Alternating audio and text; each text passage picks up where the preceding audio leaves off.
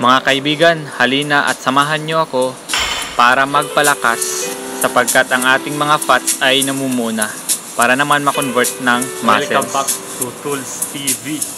At sa araw na ito, samahan nyo ako para magpalakas sa aming gym. Ugaliin na mag-ehersisyo para palaging malakas at malusog ang ating pangangatawan. At syempre, isa rin yan para makaiwas tayo sa mga di inaasahang mga sakit tulad ng lagnat, ubo, sipon. So dapat natin mailabas ang mga masasamang substance sa ating katawan. So samahan niyo ako sa 10 minutong pagpapalakas at sana mag-enjoy.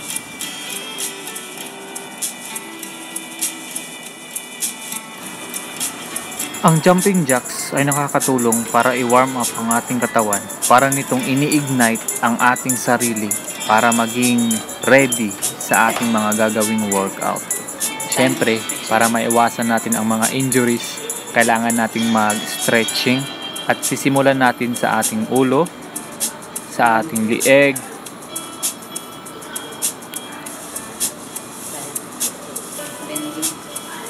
to make it sure na na-stretch ang ating mga ugat at mga kalamnan bago natin i-engage ang strenuous na mga weights. So meron tayong head rotation, counterclockwise and then clockwise. Then yung ating balikat kailangan din natin i-exercise. So may shoulder shrug, sa ganun hindi mabigla ang ating mga shoulder muscles. Ganun din ang ating arm tsaka elbow stretching. Make sure na naka-warm up ang ating mga muscles bago natin pagurin sa pagbubuhat ng mga weights. Then we have arm circling,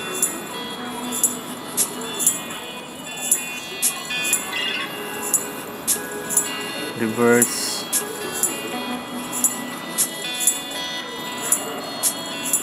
then body twist. Make sure na nagagalaw yung ating mga kalamnan at joints.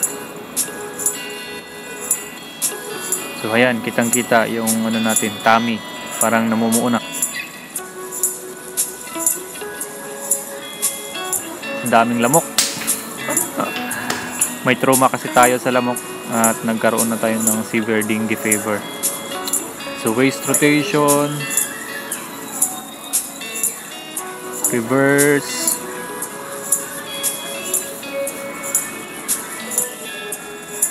and syempre lower extremities stretching. Umpisa natin sa ating tuhod, other side,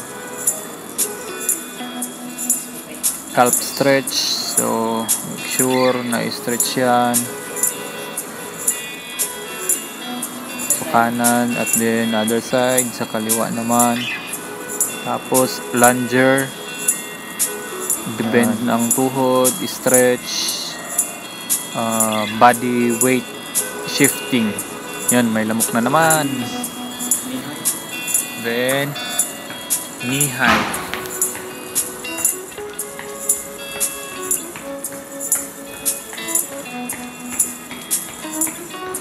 Tapos another jumping jacks bago natin umpisahan ang ating weight lifting.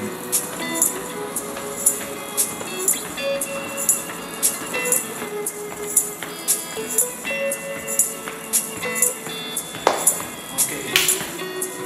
Now let's proceed to the weightlifting.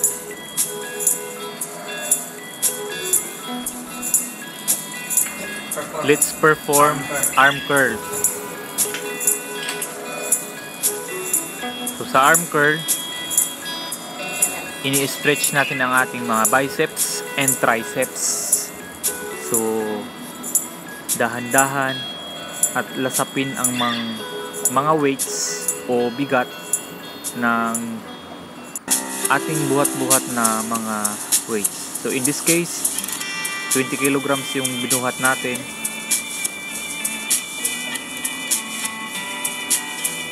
So yun na nga, no pain, no gain. So lasapin.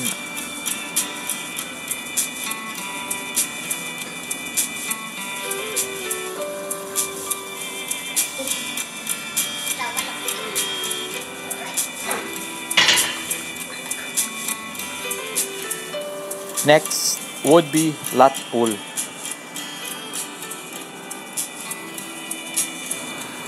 So sa lat pull, ini-exercise natin ang ating upper body. Specifically ang ating shoulders para maging malakas siya at magiging wider. Same time magiging magkaroon ng muscles. So yan, dinidip ko siya. So pag naka-extend yung kamay ko, dinidip ko forward yung sarili ko para talagang fully stretch So, yung ating dito ang muscles. binubuhat ko is nasa around 50 kilograms. So sakto lang. Hindi masyadong mabigat, hindi rin masyadong magaan. Then we have the leg press.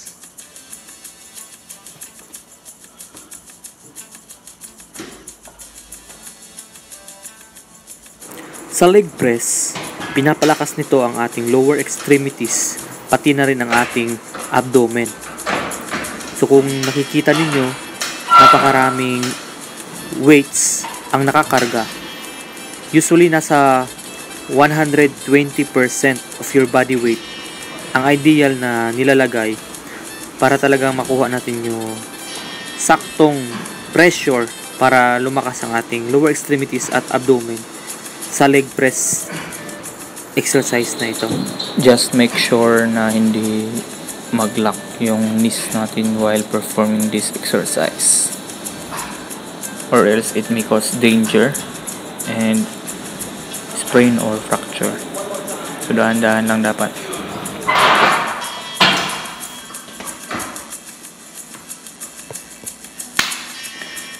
We have the bench press. Next natin ay ang bench press para magkaroon tayo ng wider chest and stronger upper body. So itong buhat natin ay 50 kilograms to include the bar.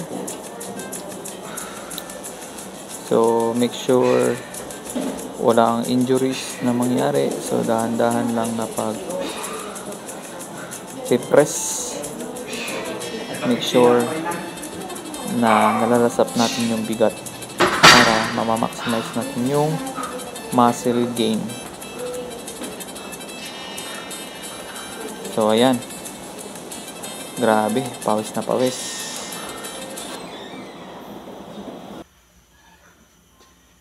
Then we have cycling. Sundan natin ng stationary cycling. At pwede natin i-adjust yung higpit ng pagkakapit ng gulong para control natin kung gaano ang pressure na mafe-feel natin habang tayo ay nagpe-pedal ng ating stationary cycling. Then we have So ayan, pawis na naman tayo. Sigurado tunaw na tunaw yung mga fats natin. Tapos sundan natin ng pull-ups para sa ating upper body. So nung araw, nung magaan pa tayo, kaya natin mag-perform ng up to 30 repetition.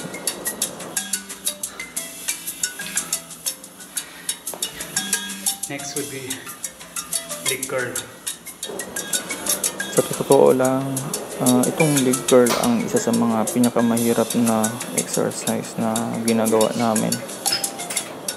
Kasi masakit to sa binti. Kailangan mo talaga dito ng matinding ensayo. So, kaya yun. hindi ko siya maituloy-tuloy. At para hindi nangangawit ang ating mga binti, kailangan nating stretch yan by performing higher para hindi manigas yung muscles. At sunod ay deadlifting para mas maboboost natin yung ating muscles sa upper core, at the same time yung ating lower extremities posture and stability.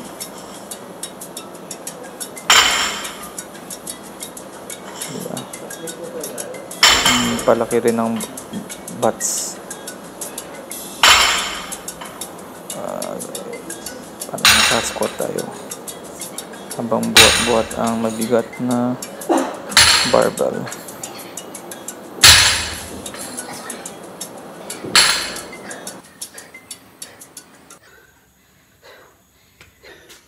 Next would be push-ups.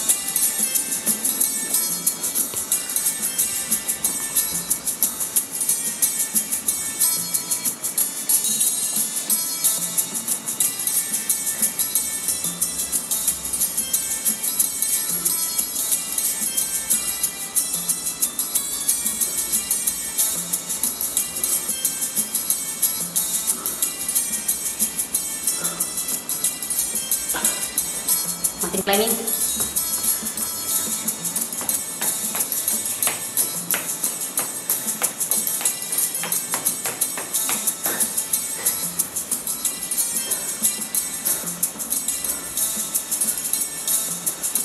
Next is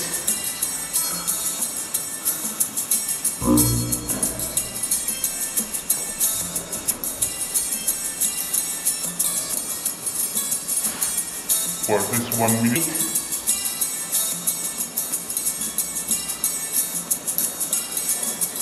Next would be bench press.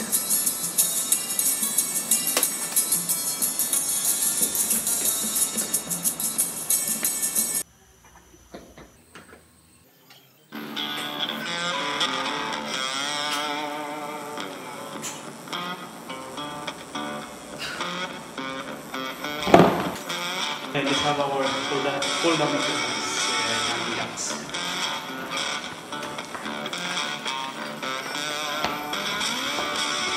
Okay. Inhale. Exhale. Inhale. Exhale. Inhale. Blow.